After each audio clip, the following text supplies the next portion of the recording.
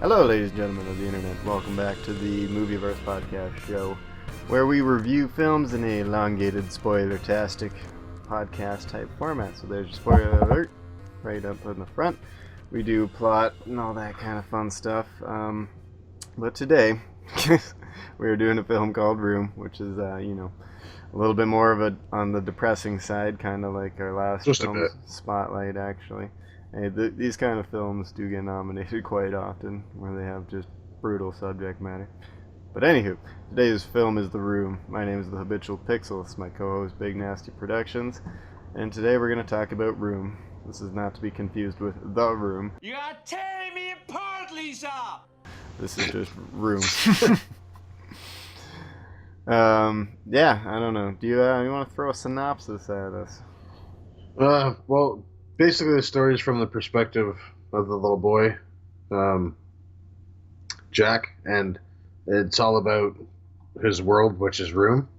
He doesn't really know of anything outside of it because, as it turns out, he's the child of a mother who was kidnapped and raped repeatedly, and he's now the offspring of her. So it's basically the way he views the world with a little bit of also what's actually going on with the mother, like through Brie Larson's character's eyes, which is pretty good, because I'm pretty sure her actual character name is listed as Ma. Yeah, I think she does say her name is Joy, I want to say. Joy or something, yeah. But basically it's Ma and Jack. And Ma and Jack. Yeah. This is, the a large part of the story takes place inside Room, which is where this kidnapped woman and her son have been living for years now. So to say this is a depressing subject is putting it lightly. This is not first date movie material, but it's definitely a good film. Like it's well acted, and I think it gets its message across really, really well, especially from the perspective of a kid. I think he's 6 years old in this, right, or 5 years old? Yeah, he's 5 years old. He just turned when you first introduce him, and then by the time he's 6 is when he's in the world. And this is a kid who has literally never seen anything outside of this one single room. Yeah. And like his rules of reality are different because of that, and it's they do such a good job like portraying that fact alone, like that this kid's view of the world is askewed, and his mother is doing everything in her power and then some to like keep him safe from the fucked up reality of their existence. And yeah, I don't know. I like this film a lot, but it's certainly not a feel-good hit of the summer. It's it's definitely important to watch because of like the acting, and I think the directing and stuff is on point. Yeah, what'd you think of this film in general? I agree with most of the things you said there. I mean, I was on a ton of cold medicine when we did Spotlight. If anybody that actually watches our stuff saw the Spotlight one, where I made a weird comparison with superhero movies. But anyways, what I'm talking about is depth of character is this. Brie Larson absolutely nails it. I was absolutely blown away. And the kid, I don't know what his name is, but the kid that plays Jack does a fantastic job. Usually child actors annoy the shit out of me, but I mean the believability in this was insane. Two main characters are Brie Larson and her son, played by Jacob Tremblay, who of course is he's actually an 8-year-old kid or 9-year-old kid. He's Canadian from Canada. I was assuming so when you said Tremblay. Yep. Yeah. So to say he's a talented young actor is to say that's putting it lightly as well. Hey, he did a really good job. I again have a problem with kids and believability in films just because it's really hard to get right. There's plenty of Haley Joel Osments and the kid who played Anakin in episode 1, and just not great performances by children that kind of take away from films. But this kid nailed it, like. And because it's such a stretch, like it's not just a kid growing up, like a coming of age tale. It's that, but with this weird, fucked up existence, where you have to be afraid of everything, and TV people are one thing, and real is a different thing. And can't go Yeah. outside because outside is not reality, and oh man, it's it starts to hurt when you think about it from his perspective, and they Well, portrayed that beautifully, I thought. they even do a good job of because after they get out, it's the way that they view the world when they're transitioning, right? Because all he saw was through the TV, so he has no idea how things work, right? So she was trying to explain to him before, and then he starts to finally get it, and then it kind of shows where as he starts to basically cope and kind of become part of this world, she starts to separate herself from it and kind of goes back into this weird shell, right? And then they finally get their closure when they go back, and it ends up getting destroyed there because he's like, "Oh, it's smaller than I remember." Yes, yes, it is. Where I did like the ending where they get pretty much the closure that they both need, and yeah, I guess half of this film is inside room, and I'd say half is like the aftermath, if you will. It doesn't so much follow exactly what happens in the kidnapping wise or the criminal part of it. It's more this woman and her kid adjusting to the real world, especially the kid. After being locked away for, the kid's entire life, and this woman's been locked away for 7 years. 6 or 7 years. It's just insane set of circumstances, man. Yeah, I thought the script was really well done. I did like the beginning half more than the latter half, just because it was just, I thought they illustrated their existence in the room like amazingly. But that's not to say the latter half wasn't good as well. But that's just my preference. You're right, though. I do understand what you mean. The inside of the room was a lot more intense. It was a little more gripping as far as the fact of intense. Yeah, that was the word. Yeah, because it was weird though, right? It was kind of like a slow intensity that kind of builds when you actually start to see the interactions with the guy and how the kid sees it through the wardrobe. Yeah, and then why the wardrobe is his bedroom, which is just depressing as all hell. But yep, and very well directed. I mean the cinematography, the imagery in this is striking. Yeah, it's very I don't know. It's very emotionally charged. They do a really good job, especially the interactions between Brie Larson's character and Jacob Tremblay's character. They do. They did it. I don't know. That was probably one of the better parent and child things I've seen in a long time. As far as I'll agree with there. That was good because they looked like they this Jack could have easily been Brie's real son, right? Just like how close they seemed in this film, and how how desperate she was to rid him of this existence, to get him out of the room. And especially that scene where she breaks down and realizes just what she has to do to make that happen, and how the lengths that she has to go through just for a chance to get out of the room. And it's I thought both of them killed it. That's imagine having to read the lines with the kid where you're trying to tell the kid about how you're gonna have to roll him in a blanket to make I don't remember what the guy's name was. Old Nick. Old Nick, yeah. To make old Nick think that he's dead, so they don't take him out of the room.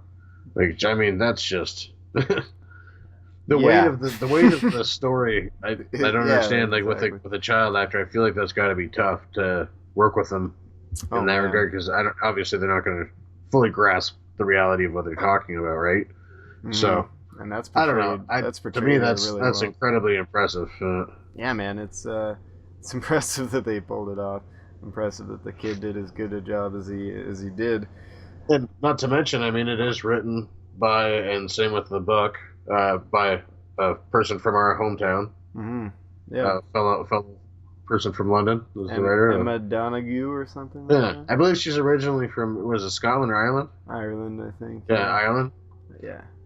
Yeah, she lives in London, so that's pretty cool. She lives in her hometown, so we got that as well.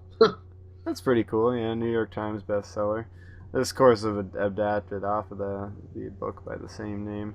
Yes. We haven't read it, but we hear it's pretty much spot on from that what's the word I'm looking for? Adaptation wise, yes. Mm-hmm. But yeah, this is mainly a character drama, right? So I guess we've covered Brie and Jacob a little bit here and how they're like definitely the stars of the film, but they're backed up by a few others. We got Sean Bridgers as old Nick, the kidnapper, if you will. the creepy bastard who's doing all this shit. um, I love the way that they portray, like the way that they shot the interactions between with him, yeah, especially with at first, yeah. with him and Joy, and then when the kid was seeing him and whatnot, like that was, and especially just like the when you see the kid kind of walk up and creep on him, Mm-hmm. he's just standing there, yeah, and then when he wakes up and she freaks the fuck out. Oh yeah, man. Because I guess it just doesn't let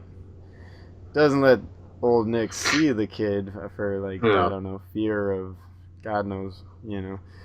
You can only imagine that the worst would happen. And that's I like the way the interactions were shot. He's not a huge part of the story, but he, of course, you know, is the catalyst for all this. And like you said, the interactions between them made you think he's a real sinister bastard. But, yeah. So I thought he did a good job for his part. You know, it can't be easy to play a character as despicable as that.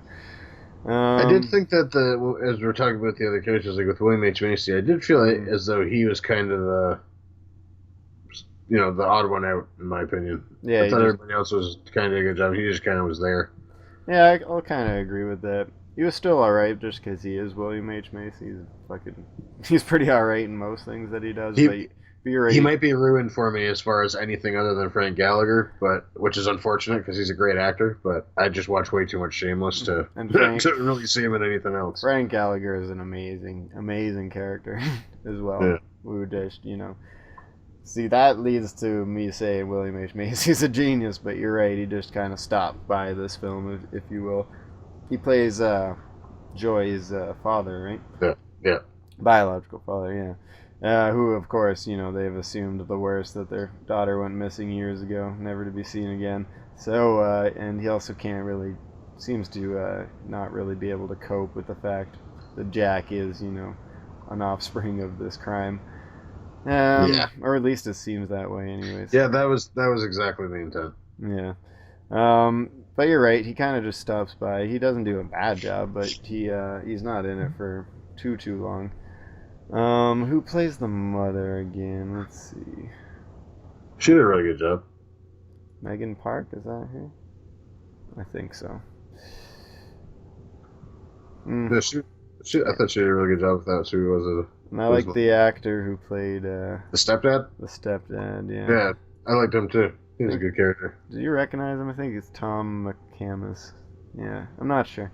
This is seems to be a lower, you know, definitely a lower budget production with some smaller names, but I think it all, you know, comes down to the two main characters, right? I believe it's a Canadian and Irish film, because correct me if I'm wrong, but I believe I saw credits for both Canadian Film Board and Ireland Film Board. That's true. It says right here it's Canada and Irish. Yeah. That's cool, because I have studied Canadian film, and it is a desolate wasteland. And I'm glad to see, I'm glad to see things like this. You know, rare glimpses of hope that Canadian artists and filmmakers can make something that can at least stand on the world stage. You know, other than Dennis Villeneuve, however you say his last name, because I do love his work. He's pretty. Does some pretty good stuff. Prisoners is awesome. There's some okay Canadian films out there. Sicario's pretty sweet. Yeah. He's just a Canadian director, but still. Yeah.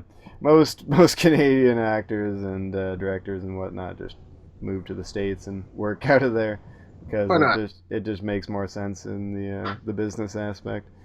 But I'm good. You know, that makes me a little bit proud to see something like this come about. You know, made for a budget of $6 million, like a really clever way to use a simplified script, you know, or not script. You say a budget of $6 million? Yeah. Wow. And that's low nowadays. Mm-hmm. That is low, and even in the realm of Hollywood film, even for dramas, that's pretty dirt cheap. So that's good. I always like to see, you know, ways to. That's an incredibly impressive low budget film for that low budget. That's wow. Exactly, compared to, you know, it's standing on the same stage as, you know, Mad Max and The Martian, which have $500 million. You should go ahead and look up. Yeah, go ahead and look up the Mad Max budget compared to this. I will. Mad Max Fury Road. That's the thing. To me, I honestly, I think that with Room, one of the most impressive things was a lot of the art direction, as far as the styles and the lighting, and as far as how they did the shots between the mom and the kid. A lot of that was really insanely well done to me, especially the part where she rolls him in the blanket. I thought that was cool too. Yeah, that really was good job. All of the shots convey emotion really, really well. Like the way he looks through the wardrobe, when he rolls out of the carpet, he's like, oh yeah, I like that shot. He's too. never seen Especially the way the music and whatnot is set to that, and how everything's kind of slow, and it's really, really well done. Directed by Lenny Abrahamson. Okay, that's a hard name to say. It is. He's an Irish film and television director. Okay. I think this is his first feature film to get any kind of. He did Frank. So realistically, it is more of an Irish film than a Canadian film, then. I think so. She lives in Canada, but she was Irish or was born in Ireland, and this dude's Irish. That's an Irish film, which is very good. They do an awesome job. I guess I gotta see more Irish films. Doesn't feel like an Irish film, that's for sure. No, it doesn't. I guess it's a joint co-production between the two countries. I don't know how that shit works, but I studied it, but I guess I kind of know. It's all nonsense and politics. But yeah, I love to. I know a lot of people don't care about that kind of stuff, but I love to see smaller budgets go a long way. I think it's neat when filmmakers do that kind of stuff. It kind of shows you just need a really good story. Yeah, exactly. It's proof that what they always tell you when the first day when you start any sort of writing or film class is like, all you need is a good story. You're like, well, bullshit. Avatar cost $300 billion. No, it really just comes down to a good story and how you tell it. And this is a fucking excellent example of that. And this is this director's pretty much first larger film. First one to get any kind of like worldwide accolades, that's for sure. So congrats to him. Good for him. Is he up for Best Director, or is it just up for Best Picture? I know it's up for 4 Oscars, it says. Brie Larson's got to be up for Best Actress. Yes, I know she is, so that's 2. Where is the... That's the one thing I do disagree with, as far as I feel like Charlize Theron did a good enough job in Mad Max to get a Best so Actress. Do I. I think that's the biggest true snub of the year, but I guess we'll save that for later. It's nominated for Best Picture, Best Performance by Brie. Nice. Sorry, words are hard sometimes. Director, for nice. Lenny Abrahamson. Good job. And best writing for the London-based. Yeah. Yay! Good for them. London. And I know wins. it's. Did it win some Golden Globes? I know it's won a few things here and there. Wait, does that mean she's up against Quentin Tarantino? Best writing screenplay based on material. No. Okay, because this is Best Original, right? Yeah, it would be Best Original. I'm not sure what she's up against for Best Adapted Screenplay. But that's good, good for them. Again, this isn't, Probably The Martian and some other shit. Yeah. Martian was a damn fine book. I'm reading that at the moment, actually. Better book than it was a movie, but hey. I don't know if there's anything really negative to say about this film except for, the depressing factor. It's a powerful story. I mean, it really does bring out emotions in the audience, right? So that's always the goal. Mm-hmm. And that's what I want sometimes, not all the time, but if we can unfairly do a side-by-side comparison of this with Spotlight, this is a much more compelling story. I mean, just because of the fact of how, as we said before, the information is displayed, right? Yeah, exactly. The other one, it's more of just a fact-finding mission with nobody really doing much acting, well, at least not much no characters having much depth. Yeah. But in this, it's rich characters with a rich story that's very compelling. And to me, it's a far more, what's the word, I guess I'd be looking for? A far more, I don't know. Compelling. Impactful. Impactful film. Yeah. Really. In my opinion, that's, I guess, one of the best ways I could put it, because it is unfair for me to compare it to Spotlight directly like that. Yeah, but I mean, yeah. it's the same sort of subject matter in the terms of the fact that it's a story that's depressing from that shit happens in real life. Like people need to know about this if you didn't. Which if you didn't, get your head out the fucking sand. But I don't know. Yeah, man. This isn't directly based off a true story, but it's adapted from a few different cases that are very eerily similar to this. That's really unfair. And that's yeah, it is unfair. But I like Spotlight the same way I enjoy like a documentary, if that makes any sense. It just happened to feature a bunch of actors that were pretty good. But this is definitely more of a character piece, right? Yeah. A more personal story, a more, compelling story that way.